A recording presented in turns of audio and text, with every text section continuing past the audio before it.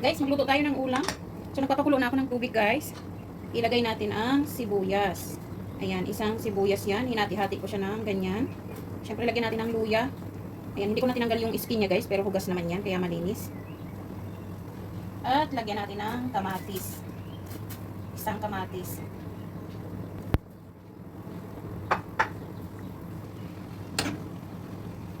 Ayan, syempre lagyan natin ng paminta. Pamintang buo. Ayan, magsisigang tayo guys. At rock salt.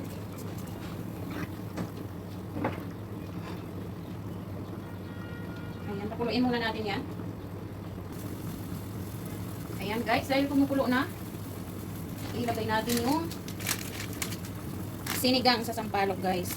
So titimplahin ko muna yung kanyang sabaw. Oh, ay! Paapaw na guys. Ayan, syempre masarap kapag maasim talaga guys. Iubos ko na siya. Hindi yun isang sachet guys ha. Ano lang yun, less than half.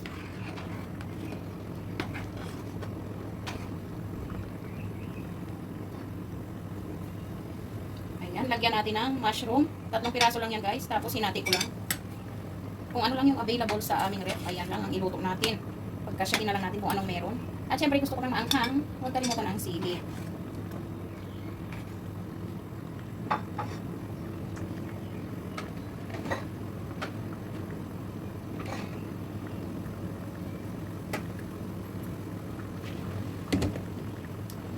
Ayan, gumugulo na guys.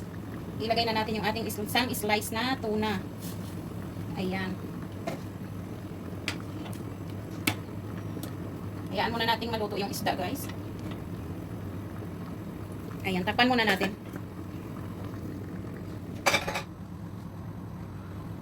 Ayan guys. Ilagay na natin yung ating repolyo. Na blanch ko na ito guys kasi nagluto ako ng Lebanese food. So may tira siya. Ilalagay ko dito para hindi siya masayang. Ayan, dahil mahilig kami sa repolyo. Para hindi masayang guys, ilagay natin dito sa ating sinigang. Ayan, so takpan muna natin. Hayaan natin maluto siya ng maayos guys. Ayan, bayan natin ng 10 minutes. Ayan guys. Panghuli, syempre lagyan natin ng green onion.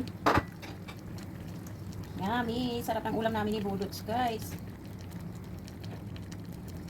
Ayan, syempre tikman natin kung tama yung asin. Sinigang na sinigang guys.